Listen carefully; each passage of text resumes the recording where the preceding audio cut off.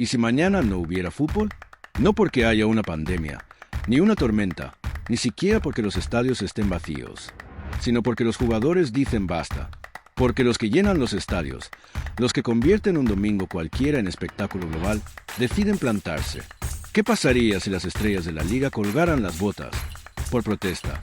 ¿Qué tan profundo es el conflicto con Javier Tebas? ¿Y cómo hemos llegado a un punto en el que los futbolistas, normalmente discretos, anuncian una huelga indefinida que amenaza con paralizar la competición más antigua de España? Las respuestas a todo eso, y a lo que nadie se atreve a contar en los medios tradicionales, empiezan ahora. La escena es surrealista. En un país donde el fútbol es casi religión, los altares se tambalean. La Asociación de Futbolistas Españoles ha convocado una reunión de emergencia. Caras tensas, móviles en silencio, cafés fríos sobre la mesa. La palabra huelga flota en el aire como dinamita a punto de estallar. No es la primera vez que los jugadores se rebelan, pero sí la más seria en décadas. Porque esta vez no se trata de un desacuerdo puntual, sino de un cúmulo de decisiones que, según ellos, están ahogando el alma del fútbol español. Para entenderlo hay que retroceder un poco. Javier Tebas, presidente de la Liga desde 2013, es una figura tan carismática como polémica. Un estratega implacable, obsesionado con convertir la Liga en una marca global, un producto tan rentable como la Premier League. Y hay que reconocerle algo, en parte lo consiguió. Modernizó la gestión económica, atrajo inversión extranjera, multiplicó los derechos televisivos y puso orden en clubes que antes eran un caos financiero. Pero todo tiene un precio. Y los jugadores, al parecer, están cansados de pagarlo. El detonante no fue un solo hecho, sino una serie de decisiones recientes. El calendario saturado, los horarios absurdos para mercados asiáticos, el acuerdo con empresas privadas que condicionan los partidos y las normas cada vez más restrictivas sobre su imagen y libertad de expresión. Un cóctel explosivo que ha hecho estallar la paciencia del vestuario. En los últimos meses, las tensiones han ido escalando. Los capitanes de varios equipos, algunos de ellos, nombres que llenan portadas, han mantenido reuniones secretas. No para hablar de tácticas ni fichajes, sino de cómo recuperar el control sobre su propio trabajo. Lo que empezó como un simple malestar, se convirtió en una rebelión organizada. Y cuando los futbolistas dicen que no jugarán hasta nuevo aviso, el país entero se detiene. Lo más interesante de todo esto no es solo el enfrentamiento con Tebas, sino lo que revela del sistema. Porque el fútbol moderno se ha convertido en un negocio tan gigantesco que, a veces, se olvida de lo esencial. Los que realmente lo hacen posible son los jugadores. No los directivos, no los inversores, no los algoritmos que miden audiencias.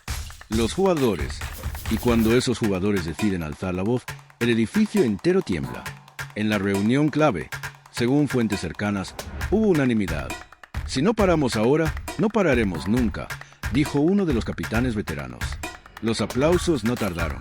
En cuestión de horas, el comunicado estaba redactado. Huelga indefinida. Las reacciones fueron inmediatas. La liga, indignada. Los clubes, divididos. Los aficionados, confundidos.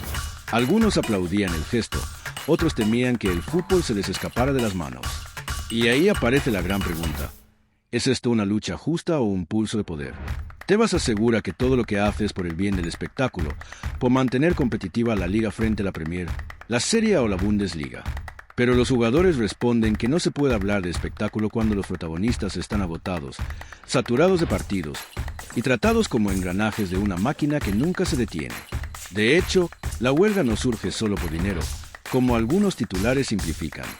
Surge por dignidad, por la necesidad de recuperar una voz que sienten que les han quitado, por poner límites a un modelo que exprime al máximo a los futbolistas, mientras el discurso oficial habla de modernización.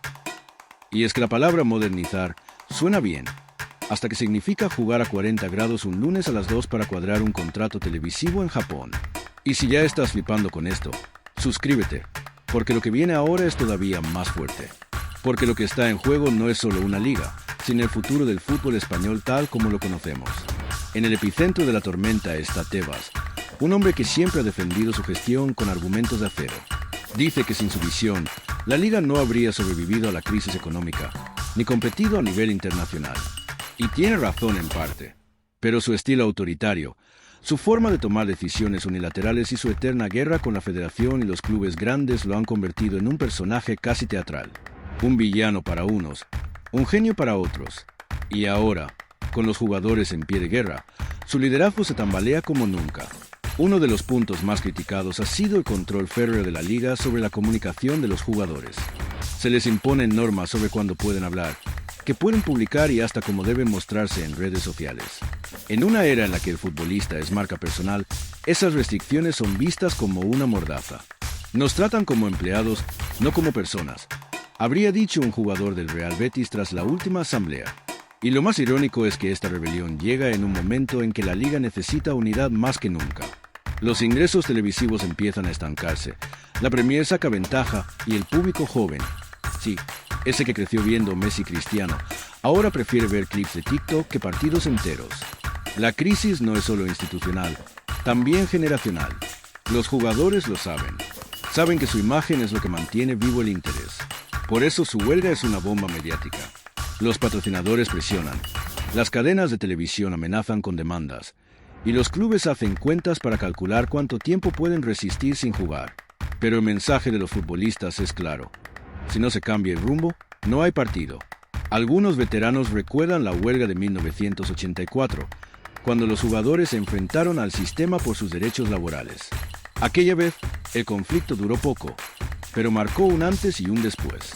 Lo de ahora es diferente, más profundo, más político y también más arriesgado, porque los contratos, las cláusulas y las presiones son mucho más fuertes. Mientras tanto, Tebas intenta mantener el control. Aparece en conferencias, lanza comunicados, apela a la responsabilidad de los jugadores y acusa a ciertos agentes de manipularlos. Pero sus palabras ya no calman a nadie. Los capitanes de los grandes clubes han hablado con una sola voz. Y cuando eso ocurre, el poder se equilibra de una forma que a la liga no le gusta. El eco llega fuera de España. La prensa internacional habla de la rebelión del sur. En Inglaterra, algunos periodistas se preguntan si esto podría pasar también en la Premier. En Francia, recuerdan las huelgas de sus sindicatos. Y en América Latina, donde muchos de los protagonistas nacieron, el movimiento se ve como un acto de valentía. Y tú, mientras lo escuchas, probablemente te haces la misma pregunta. ¿De verdad podrían paralizar la liga entera? La respuesta es sí. Y si las negociaciones no avanzan, no habrá clásico, no habrá derbis, no habrá nada. Solo silencio en los estadios. Y aquí va otra cosa. Si te interesa entender lo que realmente está pasando detrás del telón del fútbol, suscríbete ya, porque los próximos días pueden cambiarlo todo. Lo que se viene no es solo historia, es el principio de una revolución. Lo más curioso de esta crisis es que, aunque todo parece una guerra entre jugadores y Tebas, hay un tercer actor que está jugando en la sombra, los clubes. Porque, claro, una huelga no solo afecta a la liga como institución, sino a las propias entidades que dependen de esos partidos para sobrevivir. Algunos presidentes han mostrado un apoyo discreto a los jugadores, otros se han alineado con Tebas, y unos pocos guardan silencio estratégico, esperando ver hacia donde sopla el viento. En privado, varios directivos reconocen que comparten parte de las críticas. Estamos saturados de obligaciones impuestas por la liga, acuerdos firmados sin consenso y normas que cambian cada mes. Confiesa, según fuentes, el presidente de un club histórico. Pero públicamente, la mayoría evita enfrentarse a Tebas. Porque lo saben, ir contra él no sale gratis. Tebas ha construido un sistema donde la liga controla casi todos los resortes de negocio. Los derechos audiovisuales, las sanciones disciplinarias, los horarios, los patrocinios, hasta la comunicación corporativa. Esa concentración de poder ha sido clave para ordenar el fútbol español. Sí, pero también ha generado un clima de miedo. Muchos clubes pequeños dependen por completo de los fondos centralizados. Y cuando el presidente de la patronal tiene la llave de ese dinero, cualquier desacuerdo puede convertirse en una amenaza velada. Por eso esta huelga es tan simbólica. ¿Por qué? Por primera vez en mucho tiempo, los jugadores están actuando como el único grupo con la libertad suficiente para desafiar al sistema sin que los descuelguen del tren. Son los únicos que pueden detener la rueda, literalmente. Si no salen al campo, el show se acaba. Y esa realidad está incomodando a todos. Los directivos ven peligrar los ingresos, los patrocinadores, su visibilidad y Tebas, su autoridad. En medio de todo eso, los futbolistas están descubriendo algo que quizá habían olvidado: su propio poder colectivo. En un fútbol dominado por intereses empresariales, su unión es el recordatorio de que, sin ellos, no hay espectáculo posible. Las conversaciones dentro de los vestuarios son intensas. Algunos jugadores veteranos, que han vivido de todo, llaman a la calma. Otros, especialmente los más jóvenes, quieren ir hasta el final. Nos lo jugamos todo, pero ese momento, habría dicho un jugador del Atlético de Madrid durante una de las últimas reuniones del sindicato. El ambiente mezcla nerviosismo y euforia. Una sensación extraña de estar haciendo historia. Fuera, los aficionados están divididos. Una parte entiende la protesta. Saben que los jugadores no se están quejando por capricho, sino por condiciones que afectan al deporte en su esencia. Pero otros, los que viven el fútbol como una necesidad semanal, sienten frustración. Nos están quitando el fútbol, dicen algunos en redes. Y, en cierto modo, tienen razón. Pero la paradoja es que los propios jugadores sienten lo mismo, que les han ido quitando el fútbol poco a poco, trozo a trozo, en nombre del negocio. El debate público ha explotado. En los programas de televisión, tertulianos y exjugadores discuten acaloradamente.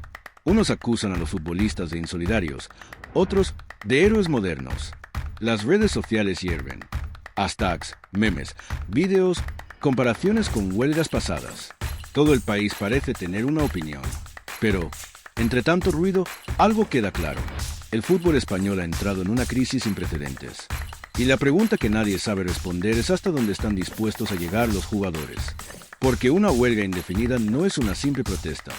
Es un desafío que puede durar semanas o incluso meses. Un pulso con consecuencias económicas brutales.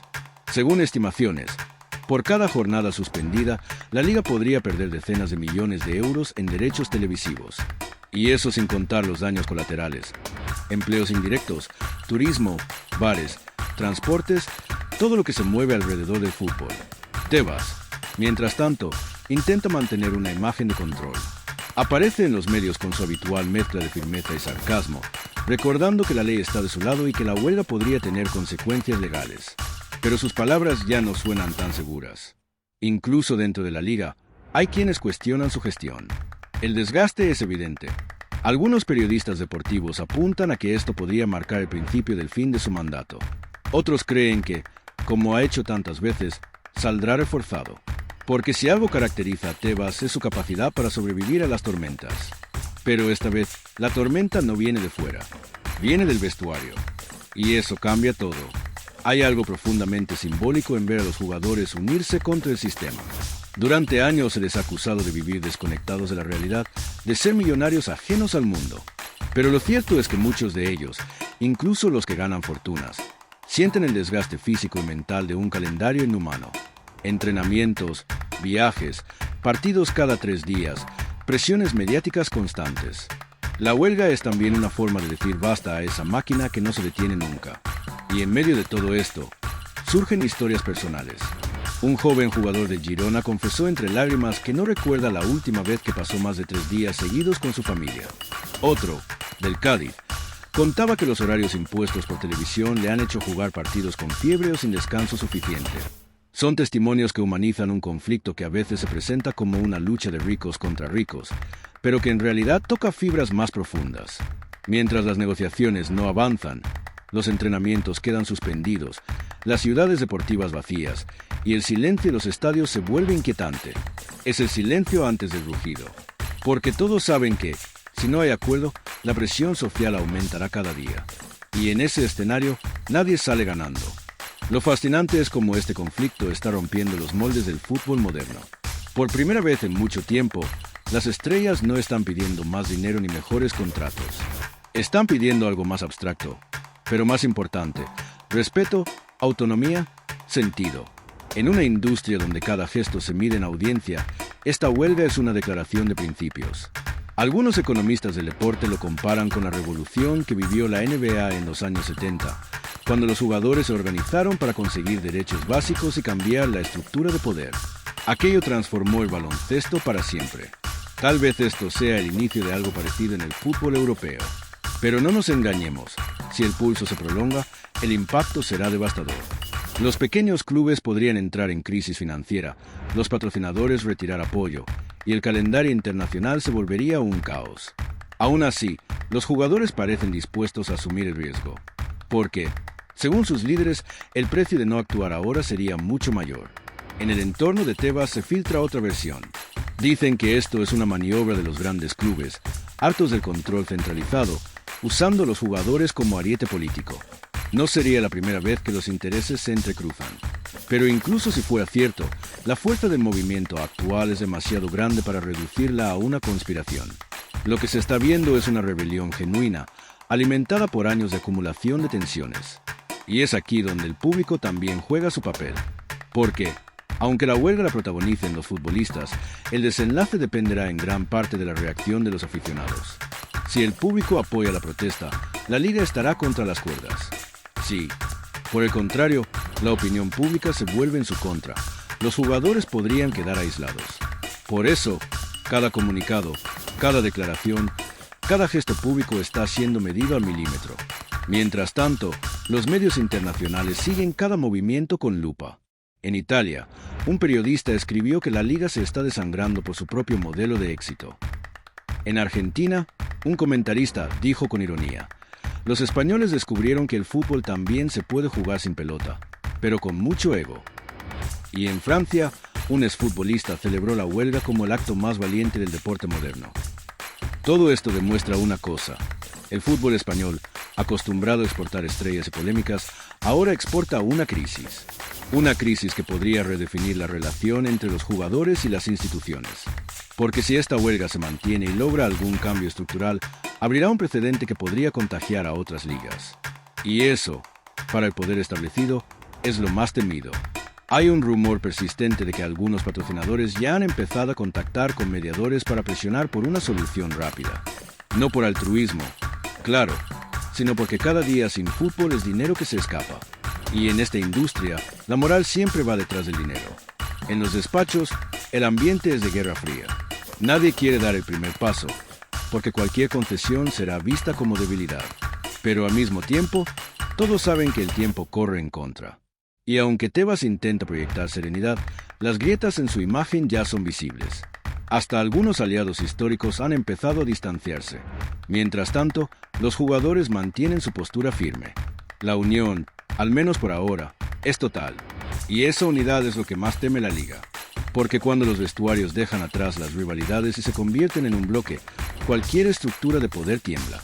Y aunque nadie lo diga abiertamente, todos saben que esta huelga no solo es una cuestión de fútbol. Es un síntoma de algo más grande. Del agotamiento de un modelo que ha convertido el deporte en un negocio sin alma.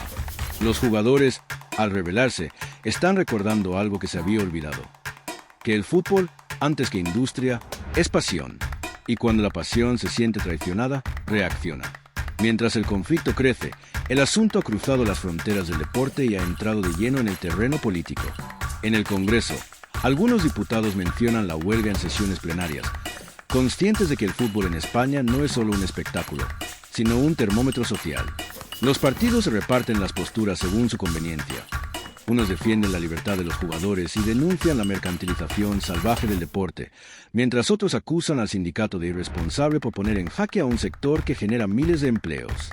El Ministerio de Cultura y Deporte emite comunicados ambiguos, intentando mantener la neutralidad.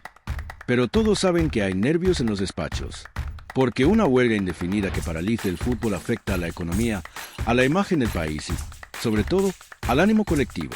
España sin fútbol es un país extraño, en silencio. Los bares vacíos los fines de semana, las tertulias sin contenido, los noticieros repitiendo las mismas imágenes de estadios cerrados. Es un vacío casi emocional. Y ese vacío pesa. El gobierno teme que el conflicto se alargue y provoque un efecto dominó. Por eso, discretamente, varios mediadores han empezado a tender puentes entre la Liga y la Asociación de Futbolistas. Reuniones secretas, llamadas nocturnas, promesas de reformas. Pero nada se concreta. Los jugadores no confían. Y Tebas, fiel a su estilo, no cede un milímetro en público.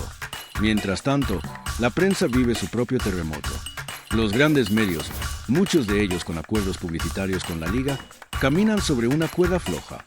Algunos intentan suavizar el relato, hablando de malentendidos y problemas de comunicación. Otros, especialmente los medios digitales independientes, publican filtraciones que muestran un panorama mucho más turbio. Cláusulas abusivas, censura a jugadores, manipulación de contratos televisivos. Y entre todo ese ruido, emerge un fenómeno curioso. El público empieza a informarse más a través de creadores de contenido y periodistas alternativos que de los medios tradicionales. Los vídeos explicativos, los directos en Twitch, los hilos en X, Twitter, se vuelven virales. Por primera vez, el relato no lo controla la liga. Lo controlan las voces que el propio sistema ignoró. Esto no es un detalle menor, porque la batalla por la narrativa es casi tan importante como la batalla por el poder. Tebas siempre ha sabido dominar los titulares, moldear la opinión pública a su favor.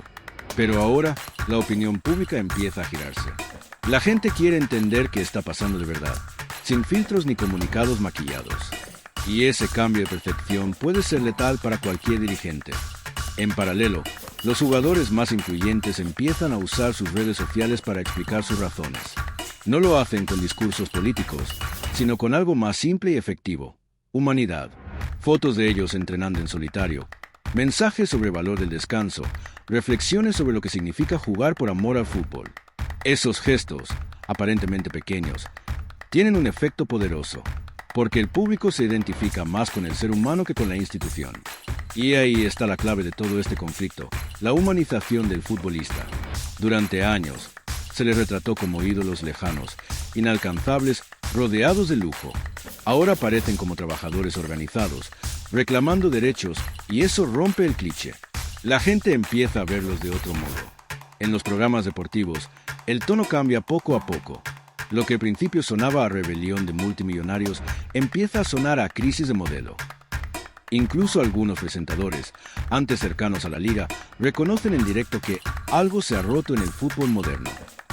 Y esa admisión, viniendo de ellos, vale más que 1000 comunicados. Fuera de España, las repercusiones son enormes. La FIFA y la UEFA observan el caso con atención. Oficialmente, no pueden intervenir, pero en los pasillos de Zurich y Nyon ya se habla de una crisis de gobernanza. Porque si los jugadores españoles consiguen cambios reales, podrían inspirar movimientos similares en Italia, Francia o Alemania. Y eso, para los grandes organismos, es un riesgo. En Inglaterra, los medios titulan con dramatismo: la liga se apaga. En Argentina, los programas deportivos abren con el lema: los jugadores tomaron el poder. En Estados Unidos, donde la liga ha invertido millones en expandirse, los socios comerciales preguntan si deben suspender campañas publicitarias. Es un terremoto global, y Tebas, que siempre se sintió cómodo en la polémica, parece ahora atrapado en su propio laberinto. Cada declaración suya es analizada con lupa. Cada gesto, interpretado como arrogancia o debilidad. Es el precio de haber construido un imperio personalista. Cuando el emperador tiembla, todo el reino se tambalea. Mientras tanto, en los vestuarios, el ambiente se mezcla entre la tensión y la esperanza. Los jugadores sienten el cansancio de los días sin entrenar, la presión mediática, la incertidumbre sobre lo que viene. Pero también sienten orgullo. Orgullo de haberse plantado. Orgullo de no haber cedido al miedo. Y, sobre todo, orgullo de estar unidos. Porque saben que, pase lo que pase, nada volverá a ser igual después de esto. Algunos veteranos lo explican mejor que nadie. Durante años, aceptamos cosas que sabíamos que estaban mal. Hoy, simplemente, decidimos dejar de mirar hacia otro lado. Esa frase se repite como un mantra en las redes. Y quizás sea el resumen más honesto de todo el conflicto. Y si ya estás metido en esta historia, dale al botón de suscribirte, porque lo que está pasando no lo verás en los telediarios. Aquí lo analizamos sin filtros, como realmente es. Lo más sorprendente de todo esto es que, más allá del ruido, el país parece redescubrir algo esencial: que el fútbol, por encima de todo, es una expresión colectiva, no solo de talento, sino de voluntad, y que cuando los que lo hacen posible se rebelan, el sistema entero tiene que escucharlos. En las últimas horas, algunos economistas y sociólogos han empezado a publicar estudios sobre el impacto social de una huelga como esta. Hablan del vacío simbólico, de cómo el fútbol actúa como un ritual moderno que estructura la semana, las conversaciones, incluso las emociones colectivas. Interrumpir ese ritual es tocar la fibra más íntima de la cultura española. Por eso la tensión es tan grande. No se trata solo de un conflicto laboral, sino de una fractura emocional. Y quizás ahí esté el fondo del problema. El fútbol dejó de ser un juego hace mucho tiempo, pero nunca dejó de ser una pasión. Lo que ahora se enfrenta no son personas contra instituciones, sino dos formas de entender lo que el fútbol debe ser: negocio o cultura. Tebas representa la eficiencia, la monetización, el algoritmo. Los jugadores encarnan la emoción, el esfuerzo, la conexión humana. Son dos mundos que han convivido durante años, pero que ahora colisionan de frente. Lo irónico es que ambos tienen razón, al menos en parte. Sin gestión, el fútbol moderno sería insostenible. Sin alma, sería insoportable. Pero el equilibrio se ha roto, y esta huelga es el grito más claro de que algo debe cambiar. Los próximos días serán decisivos. Se habla de mediaciones internacionales, de presión de patrocinadores, de reuniones de urgencia. Todo apunta a que el conflicto no puede prolongarse mucho más. Pero, pase lo que pase, una cosa ya está clara. La liga no volverá a ser la misma. Y quizá, solo quizá, eso no sea tan malo. Porque de las crisis más duras suelen nacer las transformaciones más necesarias. Si este pulso sirve para que el fútbol recupere parte de su esencia, para que los jugadores sean escuchados y los aficionados se sientan otra vez parte del juego, entonces habrá valido la pena. Cuando la pelota vuelva a rodar, porque tarde o temprano volverá, nada sonará igual. Los cánticos tendrán otro eco, los aplausos otro sentido. Porque todos sabremos que, durante un tiempo, el fútbol español se detuvo, para recordar por qué existía. Y si tú también crees que el fútbol merece más verdad y menos negocio, suscríbete. Porque lo que se viene, te lo contaremos aquí, con nombres, con contexto y con la pasión que ningún algoritmo puede entender.